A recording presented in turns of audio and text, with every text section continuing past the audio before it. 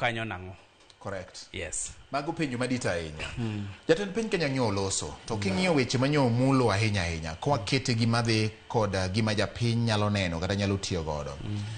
En yaro apeini. Kech iwacho ni gweng' ma tudruok ok yotie. En gweng' ma samoro nyalo bedo gi pek.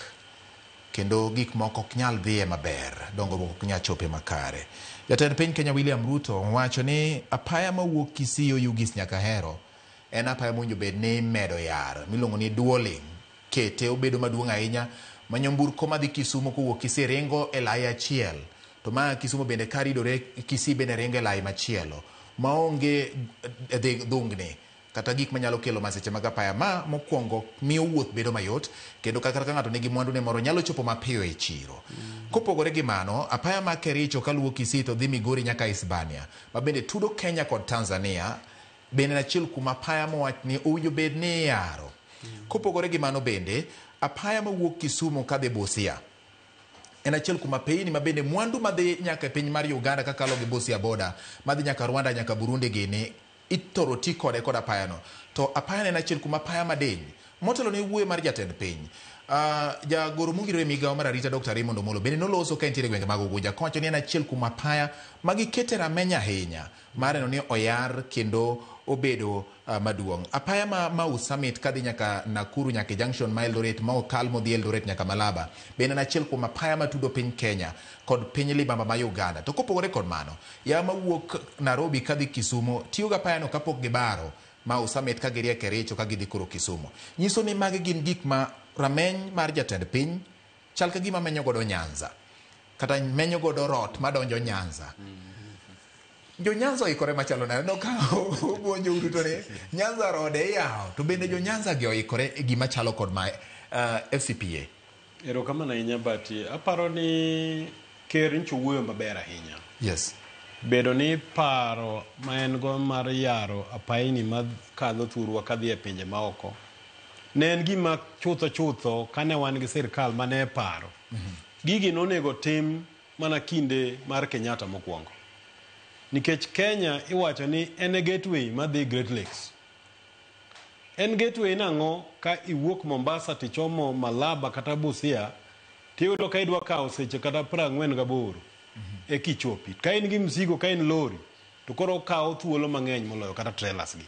Tiene ni jo ohala ok yud yo mayot ma ginyalo chwalo go mwandu gi.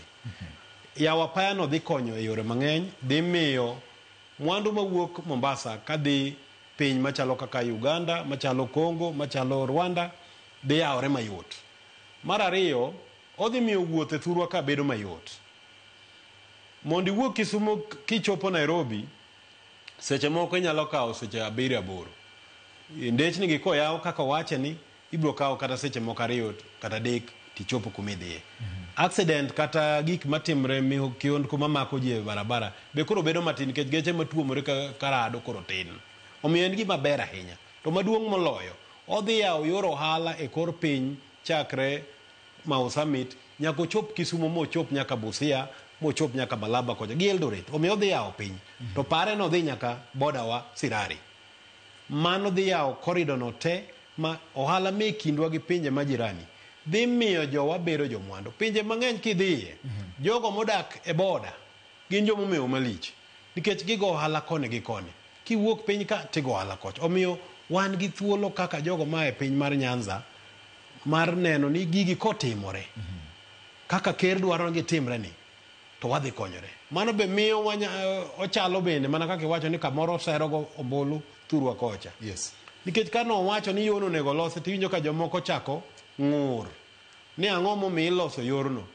To kano chak los mowuok Nairobi ka kadhi Thika mokalo Thika modhi ochopo Nyeri morieyo cha a very deserving road as well. Tiyudo ka ne ji oling'a ling'a. Omiyo yoni en gima ber ma ka onyalo timore kaka ker wacheno. To nikech sirkal onge mwandu gi sani minyal kete yore gi. Kamoro bro chuno ni kele gimoro ni PPP nitie kama kitiyo kode tichulo matin. Kisechulo titiyo kode mondo mi otimre yo mapiyo ma ok wamedo usuru ma anka osiepa ni Nyangweso go koko ni taxpayers nige usigo mapek. Tadwa paro ne jo Kenya. Yes. expressway ma kawuono wawuoyeni kokele ne onge public participation nokotim gik mang'eny mowachogi to ker machon Uhuru Kenyatta noramo ni nyaka gere to gere within a record time weche wachore ni asoyo dhi ka ndara noger to gimokelo maber ni an kana wuok Westlands kadhi Kisumu airport mondo achop airport Jomo Kenyatta na wuok ofisa 7 mondo alaw ndege masaa 11 gi nus sani dakika 20 tichopo UN headquarters man gi giri ne idwa dari tero South Africa nikech ne iwuoth nobedo negi matek yawo ndara no omiyo gidong' pacho ka makore chake medo programs moko mag omiyo apaya en gima ber ahinya nitiere joma sani retire pinje ma oko Amerika gini to wacho ni gidwa biro dak Nairobi ka apaya yot Kisungu be wacho ma gine mamit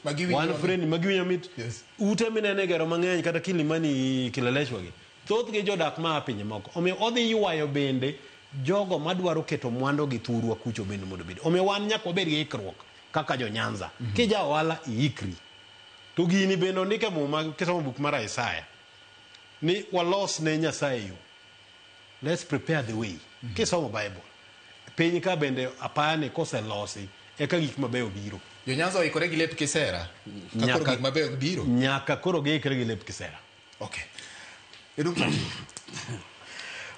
George Bati adwaro iwora kod gima wadwa